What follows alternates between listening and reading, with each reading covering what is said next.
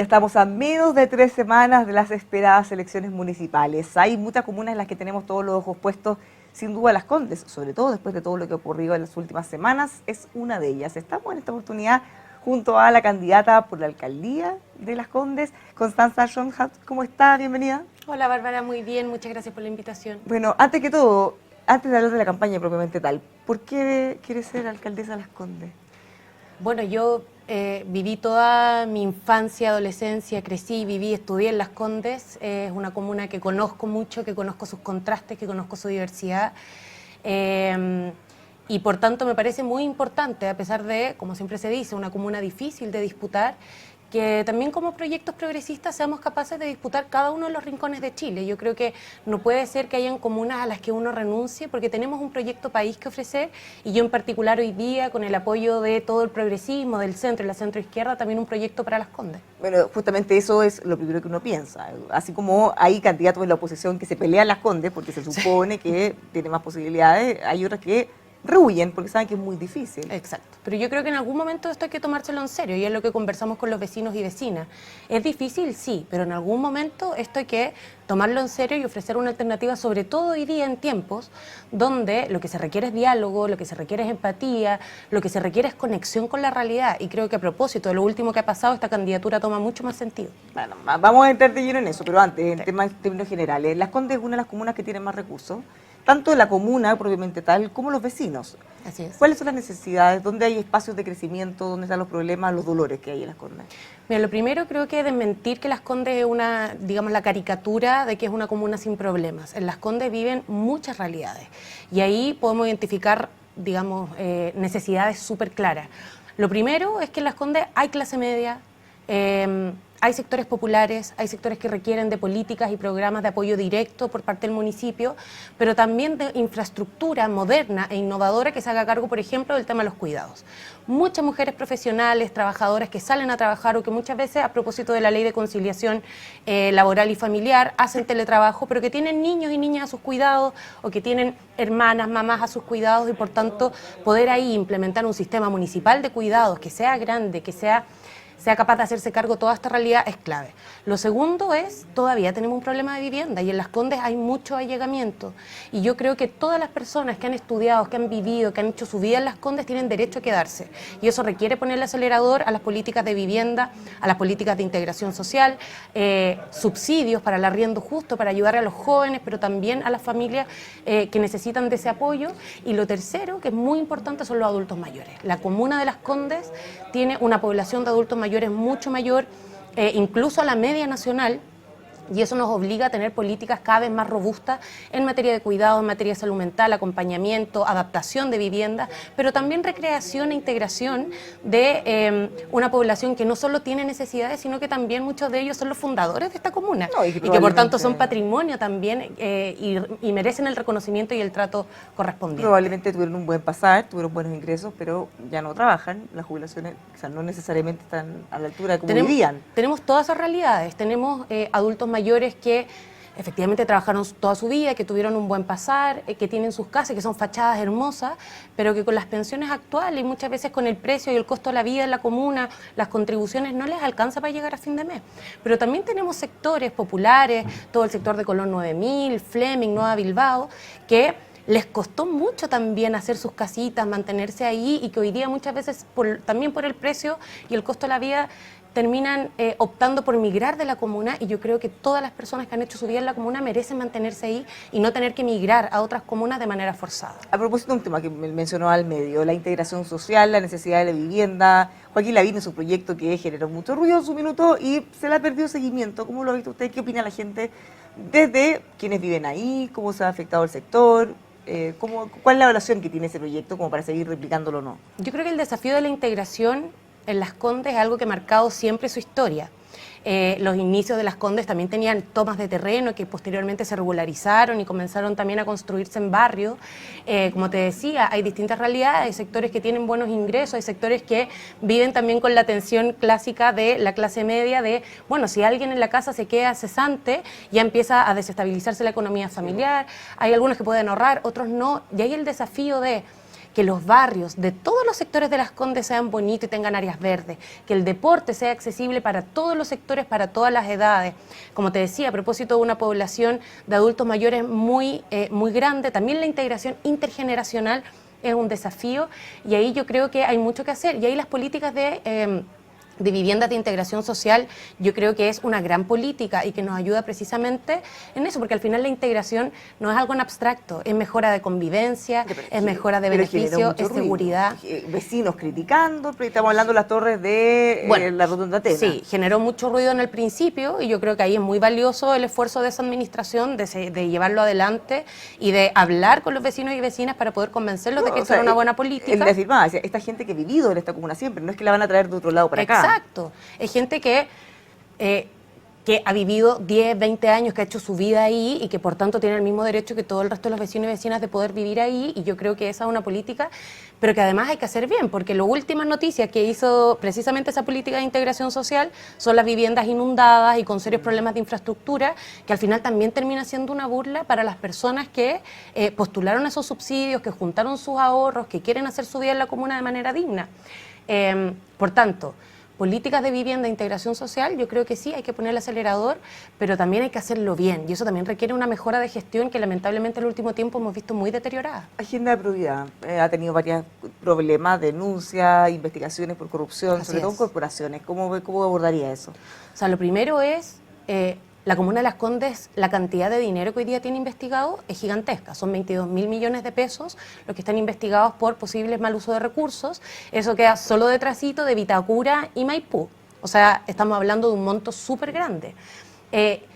Y el problema del mal uso de recursos no es solo la deshonestidad y el meterle la mano en los bolsillos a los vecinos y vecinas, sino que afecta directamente en la calidad de vida y en la posibilidad de generar políticas. En esta última administración se han recortado los programas para adultos mayores, las cajas de leche que muchas veces se hacían, los talleres que se hacen en las juntas de vecinos también han tenido restricción. ¿Los ingresos? Cuando uno tiene por un lado 22.000 millones de pesos malgastados y además está recortando programas, la verdad es que es una burla, no se entiende y una falta de respeto para los vecinos y vecinas. Como te decía, si nosotros tenemos una población de adulto mayor muy grande, que además va en crecimiento, no podemos estar recortando programas, tenemos que estar fortaleciendo las políticas. Entonces aquí hay un problema de mal uso de recursos públicos, pero además de gestión y de falta de prioridades claras. Y por eso es tan importante que tengamos una alcaldía y una alcaldesa que conozca la diversidad de todas las comunas, porque cuando estamos cerca de los problemas es mejor buscar mejores soluciones, ¿no? Ahora, caso Marcela Cubillos, ¿cómo lo ha visto usted? ¿Y cómo impacta y cómo podría impactar también en la elección?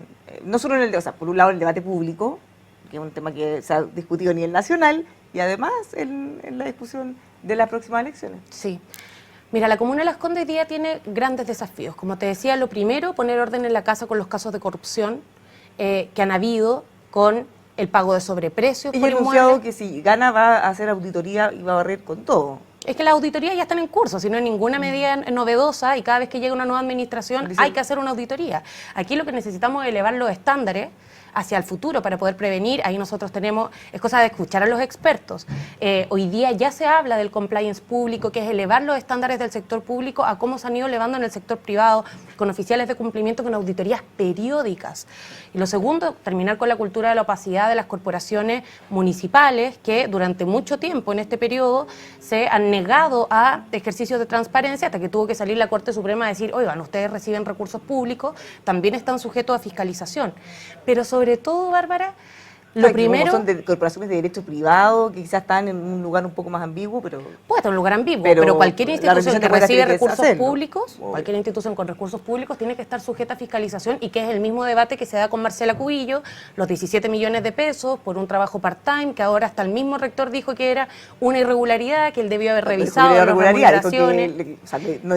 Dijo que era extraño, que era muy extraño y que era el único caso que había, y que si él hubiese revisado las remuneraciones, claramente hubiese tomado medidas, pero también que había un error en la contratación como académica, porque la verdad es que era coordinadora y de publicaciones, no de investigación. Entonces aquí no hay por dónde. La superintendencia está investigando, la fiscalía está investigando, el propio rector reconoce que aquí hay al menos algo que no estuvo bien, más allá de si hay una irregularidad propiamente tal. Y ahí en Las Condes, para volver a este tema, lo primero es por ordenar la casa, y yo creo que el problema, y es lo que hablamos con los vecinos y vecinas, es que si sigue el mismo sector político gobernando el municipio, todos estos casos se van a barrer debajo de la alfombra. Si al final las lealtades políticas, por mucho que Marcela Cubillos sea hoy día vaya como independiente, su apoyo está en Chile Vamos, su apoyo está en Republicano, sus redes políticas, su red económica, el financiamiento de su campaña son de los sectores de derecha. Por tanto, ahí están las lealtades. Y ahí la idea de una alternativa política, pero también de gestión en Las Condes toma mucho sentido y es lo que nos ha permitido ir sumando y creciendo mucho en esta campaña. ¿Qué le dicen en la calle? Porque ella nos ha dicho que la gente le ha manifestado muchísimo apoyo, que pese a todo esto, que lo ven incluso como una campaña de desprestigio en su contra, ella se ha fortalecido incluso en algunos sectores. No es lo que yo veo, la verdad es que yo veo mucho enojo. Me he encontrado con experiencias de personas que se sienten no solo burladas, ¿no? Sino también, o sea, recordemos que aquí más de la mitad de la población chilena gana menos de 700.000 pesos. ¿Cuánto es el porcentaje de personas que hoy día gana 17 millones de pesos? Entonces, cuando uno va a la feria, yo vengo ayer domingo, la Feria Patricia, conversando con los vecinos de todo el sector Fleming de Bilbao, te dicen es que es impresentable. Además, la prepotencia, la falta de empatía, tratar de octubrista y que le quieren hacer una campaña de desprestigio a quienes piden transparencia y aclaraciones.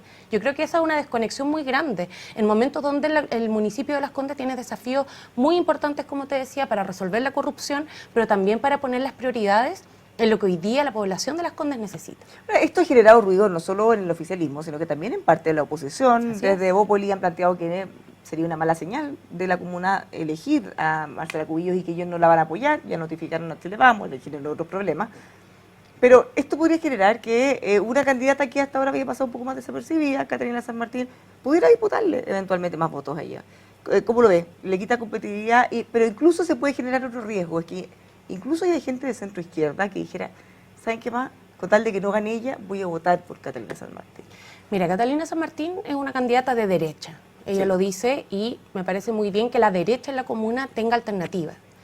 Pero la verdad es que en Las Condes la mayoría de la gente, más que tener una adscripción a un partido político, a un sector político, tiene una profunda convicción de la necesidad de una buena convivencia, de la necesidad de una buena gestión, de la necesidad de poner término a los problemas de corrupción que tenemos. Y yo creo que hoy día la única alternativa que puede hacerse cargo sobre todos los casos de corrupción es la alternativa que levantamos desde el progresismo. Y tenemos una oportunidad única también de poder ofrecer y de poder disputar con mucha seriedad este municipio y esta elección. Y te lo digo porque de todas maneras, cuando uno se pregunta con quién va a gobernar, la derecha o la centro derecha en cualquiera de sus versiones, es con la derecha. Y esa es la administración actual. Por tanto, de alguna manera va a haber una continuidad. Si queremos poner un punto de inflexión, necesitamos una alternativa hoy día a lo que es la derecha y eso es el progresismo. Y yo creo que eso, la verdad es que Marcela Cubillos hoy día, con todos los casos que ha representado, lo que ha hecho finalmente es fragmentar y quebrar a Chile Vamos, a Republicano, a propósito del descuelgue de Bópolis también. Y al mismo tiempo, en nuestro sector, nosotros llevamos una candidatura de unidad que articula a todo el oficialismo y también a la democracia cristiana. Pero hay 3 candidatos de izquierda, o no de derecha, digamos.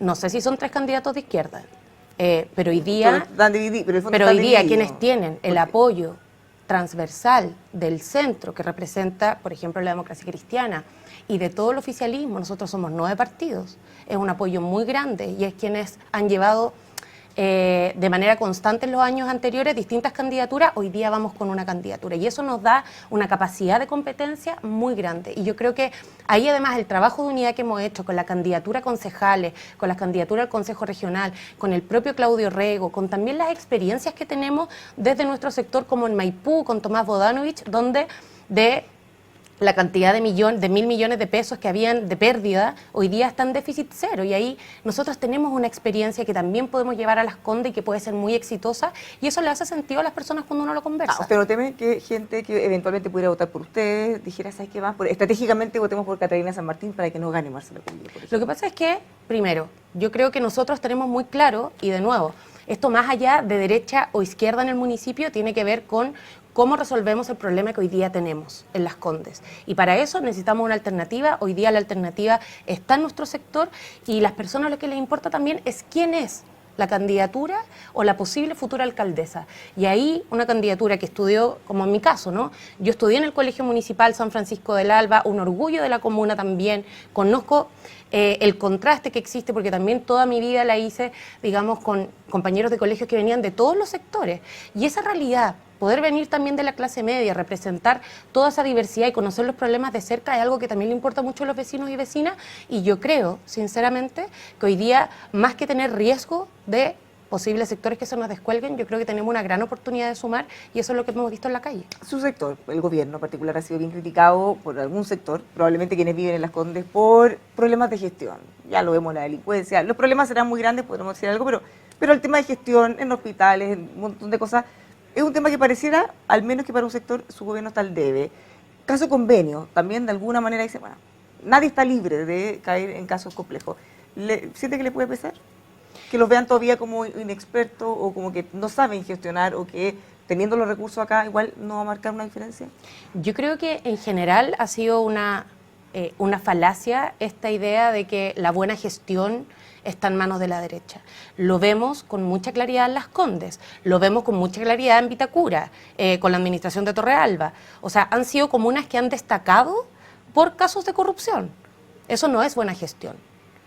Tenemos casos como el de Maipú, como el de Viña del Mar, que han mejorado de manera sustantiva y que han terminado no solo con los casos de corrupción, sino que han recuperado espacio público, han mejorado cuestiones tan claves como el acceso al agua en Maipú o medidas de sostenibilidad o de ciudad inteligente que también empezar a mirar al futuro, como lo hemos visto en Viña del Mar. Por tanto, aquí hay experiencias súper claras de éxito en materia de gestión que nosotros podemos llevar a Las Condes. Y la verdad es que hoy día, sobre todo a propósito del caso Audios, de Hermosilla, de Chadwick, de Marcela Cubillos con los 17 millones, es ahí donde hoy día está radicado el problema.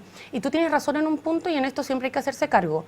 No hay ninguna institución que hoy día uno pueda decir va a estar libre 100% de posibles problemas de corrupción.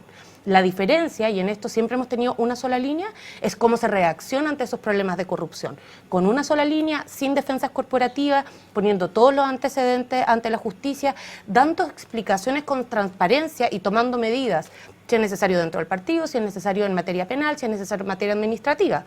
Y en eso, para mí, ha sido súper claro cómo nuestro sector ha reaccionado, que no es lo mismo que se puede decir a propósito del caso Audio de Hermosilla o de la propia Marcela Cubillos, que no han sido capaces de responder con transparencia, calma y tranquilidad todos los casos por los cuales ellos han sido cuestionados. Hasta hace algunas semanas, probablemente antes del caso Audio y todos los WhatsApp, parte de la oposición ya se estaban repartiendo la oficina de la moneda prácticamente y probablemente pensaron algo similar de las municipales. Hemos visto incluso en algunas encuestas que han ido repuntando los candidatos de su sector. ¿Qué le parece eso? ¿Se da vuelta de alguna manera? Creo que, bueno, la última palabra siempre la tiene la ciudadanía. Y yo creo que, a ver, en materia de gestión municipal, de gestión regional, de gestión nacional, por cierto que hay desafíos pendientes, pero también han habido grandes avances. Y yo creo que eso se siente, y se siente en el cotidiano, porque esto tampoco se trata de solo las grandes ideas, sino de cómo cambiamos la vida cotidiana de las personas. Mejoramos la capacidad de poder llegar a fin de mes, tener la tranquilidad de poder llegar a su casa, tener la tranquilidad de llegar a fin de mes, tener la tranquilidad de que las nuevas generaciones pueden proyectar con libertad sus proyectos de vida. Por supuesto que en seguridad hay grandes desafíos. Este gobierno heredó una crisis de seguridad que venía acumulándose hace ya varios años y ha sido todo un desafío hacerse cargo. Y hay una pequeña autocrítica cuando dicen heredó, pero de alguna manera les cargan a ustedes el haber rechazado muchas de las leyes que ahora se han aprobado, el haber sido muy críticos con Carabineros, el haber pedido la refundación, el haber en algunos momentos, no sé, avalado o entusiasmado con el movimiento, con el octubrismo. Ahora es como que nunca pasó nada de eso, hay gente que le molesta esa actitud. Es que, bueno, gente en general, muchos proyectos en general, todo el sector, yo creo que también hay que ser bien precisos en esto. Lo primero es que, efectivamente, esto no es simplemente una apreciación subjetiva. Los datos en materia de cómo fueron aumentando los homicidios durante los últimos 10 años están ahí, son datos objetivos. Entonces, esto de que se heredó una crisis de seguridad no es un invento, lo dejan muy claro cuáles son los antecedentes. En materia de institucionalidad, por supuesto que hay que fortalecerla, y eso es algo que se ha hecho en este gobierno. Este gobierno ha sido el que más recursos y presupuesto ha invertido en Carabineros, pero al mismo tiempo ha ayudado a ir modernizando y profundizando esa institucionalidad. Y esos son desafíos de los cuales nos estamos haciendo cargo. La frontera, por ejemplo... algunos decían frontera abierta, el derecho a migrar... No, estoy hablando del día... al Tribunal Constitucional para frenar avances en leyes de migración... Bárbara, estoy hablando de una cuestión súper concreta en materia de medidas que se han tomado, como hoy día la frontera fue legislada como infraestructura crítica y eso ha permitido hoy día reducir en cerca de un 50% el ingreso de migración irregular. Eso es un avance y también hay que reconocerlo. Entonces yo creo que quedan cosas por hacer, por supuesto. Se han hecho cosas, por supuesto. ¿En esto podemos descansar? En ningún caso. Y por último, así como decíamos que yo decía que el caso Audio quizá le aguó la fiesta a la oposición que ya se veía gobernando el próximo gobierno, resurge el caso Convenio. ¿Qué le parece de esta vinculación que se ha ido aclarando, no, pero parte de investigación de Irina Caramanos? En esto lo que te he dicho, lo que te dije anteriormente. Lo que uno tiene que hacer cuando aparecen estos casos, cuando aparecen cuestionamientos o posibles casos que tengan que investigarse, una sola línea, que se investigue a fondo y poner todos los antecedentes ante la justicia, y eso es lo que siempre hemos hecho. Entonces, descarta darle un apoyo irrestricto e incondicional, entonces. ¿Cómo? O eventualmente, como lo ha hecho el presidente con Irina Caramanos. Una cosa es lo que uno personalmente puede opinar y otra cosa es lo que en el campo de la política tiene que ocurrir. Y en el campo de la política la línea es una sola, que se investigue todo lo que tenga que investigarse, y en eso ya la PDI y la Fiscalía han aclarado qué es lo que está ocurriendo en ese caso y se va a investigar. Sí. Y cercanía al presidente con Alberto Larraín, que el último tema que todavía está ahí dando vuelta, de alguna manera quizás recuerda el caso Hermosilla en cuanto a lo que dice, que hace o que conversa.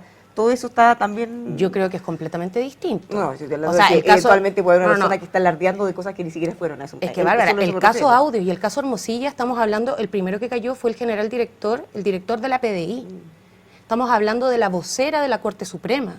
Estamos hablando de nombramiento de jueces. O sea, aquí lo que hay es un sector liderado por Hermosilla, hasta donde sabemos, que no sabemos si es que llegó hasta la propia presidencia del gobierno de Sebastián Piñera, que infiltró todos los poderes del Estado.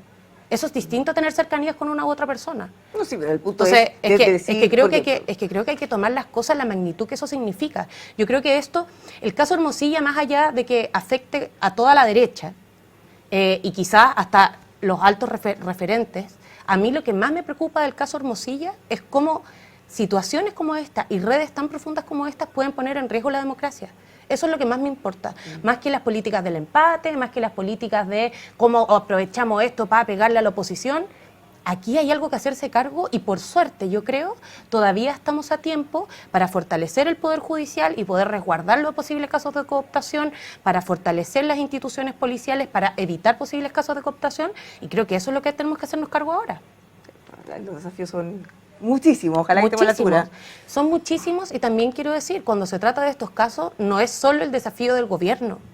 Tienen que ser políticas de Estado, así como se ha insistido en materia de seguridad, políticas de Estado, porque aquí, si a este gobierno le va mal en seguridad, al próximo también, sea quien sea, pero sobre todo a la ciudadanía, y yo creo que en eso hay que tener la generosidad, la altura de mira y la capacidad de diálogo suficiente para decir, a ver, aquí hay temas en los cuales no podemos estar con mezquindades, sino que tenemos que mirar a futuro y trabajar en conjunto. Muchas gracias por conversar con nosotros. Pues. Gracias a ti, Bárbara. Le queda todavía un par de semanas de campaña. Un par de semanas cortitas, pero las vamos a aprovechar a fondo. Muchas gracias. Gracias a ti. Los dejamos invitados a que sigan juntos nosotros aquí en emol.com.